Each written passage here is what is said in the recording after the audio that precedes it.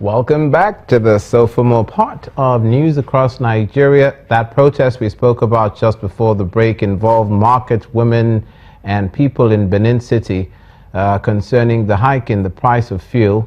Before we continue, we'd like to remind you that all our top stories, including this one concerning the price of petrol and the consequences and subsequent reactions, can be found on our website, channelstv.com, and on youtube.com/channelsweb. Do visit m.channelstv.com to see us live on your mobile device. You can also download the Channels TV app for Android, iOS, and Windows phones from their respective stores. We'd also like to encourage you to use the Eyewitness feature in the Channels TV app. If you have pictures or videos you'd like to share with us, just tap the application on your device, swipe to reveal Eyewitness menu, and follow the instructions. Now, members of civil society organizations in Edo State have staged a protest in the state capital to call on the federal government to revert to the old price of 86 naira 50 kobo per litre of petrol, as well as fix the nation's refineries. The group was joined by women and motorists during the protest in Benin City.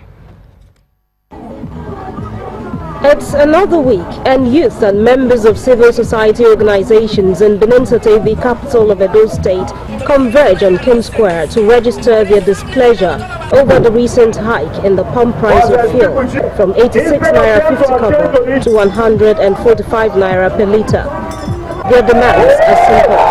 It is out of place, completely out of place, for the President Muhammadu Buhari to wake up and take pump price of petrol from 86 naira 50 kobo, which is already too high, against their own campaign promises, and tell us that it takes effect from Wednesday and that we take it to 145 naira. We think that the way that went, that is too military now for us. Women and even motorists are not left out of this round of protests, as they insist that the hike in the price of premium motor spirit is having a telling effect on the prices of every other commodity in the market. Things are no longer easy for the common person. So what we are doing now, we are just begging the government to please help us. He must, under must, he must reduce it. He must. This is not a promise. I will join. I will join.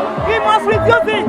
There is God in Israel. If he refuses to reduce it, the group marched to the Edo State House of Assembly complex, but to their dismay, the lawmakers were not available to receive them. Work is supposed to resume by 8 in the morning. But as I speak with you, it's to 11. And there's nobody in the House of Assembly. Corruption at its height. While this group of protesters were at the State Assembly complex, another convened this press briefing, NJ President, calling on the federal government to revert to the old price in the interest of the Nigerian people. We are giving notice here and now to the people of this country that leaders of various civil society organizations that are gathered here today are united in their rejection of the current adjustment in the price of fuel. And Nigerians are advised to stockpile food because, like we said, it's going to be a long-drawn battle. For now, the groups have dispersed, but like the organized labor, they say more protests will follow in the coming days if nothing is done about their demands. And to the southwestern part of the country now, and another protest, but not concerning the price of fuel. A group of taxi drivers operating in Lagos State have begun a protest, they've staged one rather, against an alleged plan by the state government through its agencies to force them out of employment. The taxi drivers who brought their grievance to the channel's television headquarters today say that some relevant government agencies and regulators have refused to renew some vital licenses that allow them to operate in the state. They also allege that the state government has given a franchise to operate the yellow taxi to a single individual against existing norms. Attempts to get an official of the State Ministry of Transport to react to these allegations have not yielded results, as the official who pleaded anonymity says the drivers have been summoned for a meeting to resolve the issues. Before we started struggling, the Lagos State government introduced the new taxi system in which every willing businessman who wants to go into transport franchise different colors of taxis as cabs, see, for their own business. It was from there we had the corporate cab, we had the yellow and the red cab, we had the taxi, the POD, and rest of others like that. Since that time, the commissioner in charge had been telling us that he did not franchise the yellow color for anybody because it belongs to the state. The yellow color is not franchised to anybody. It belongs to the public.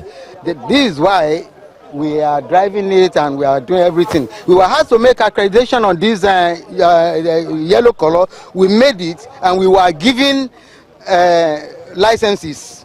See, he distributed the licenses to everybody publicly. Now, as soon as they left, now, Adetoro, the leader of association, Lagos State Taxi Drivers and Cab Operators Association, he started harassing us, intimidating, see, and announcing rudely, see, in Lagos radio.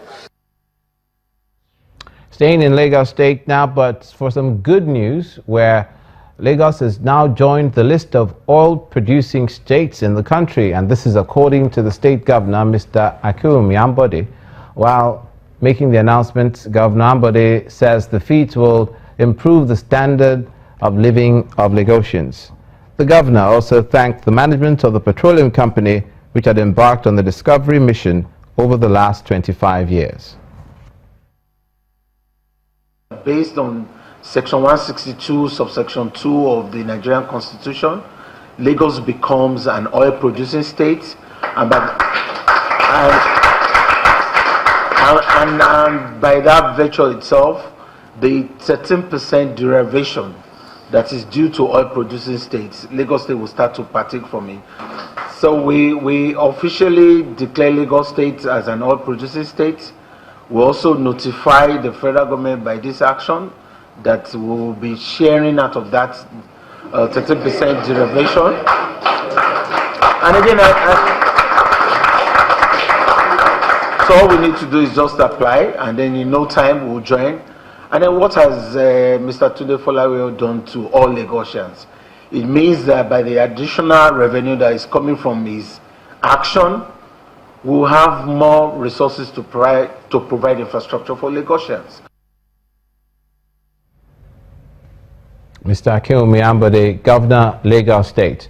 The inter-service cooperation within security agencies in Lagos seems to be paying off, as about 26 sacks of compressed substance suspected to be Indian hemp have been intercepted in Badagry by the riverside by officers of the Western Marine Customs. The controller of the command, Mr. Omar Yusuf, says the substances were intercepted during an ambush operation on the peddlers supported by officers of the Nigerian Navy.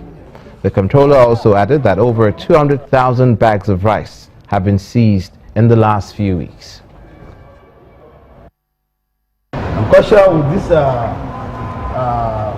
machine we found at the harbor, it has a Lagos number, but I don't want to tell you because so that they will know. They don't know what they do. What I want to strike, they will sit down, we give them a few informations, and they will add up, and maybe they go have, they will get the culprits.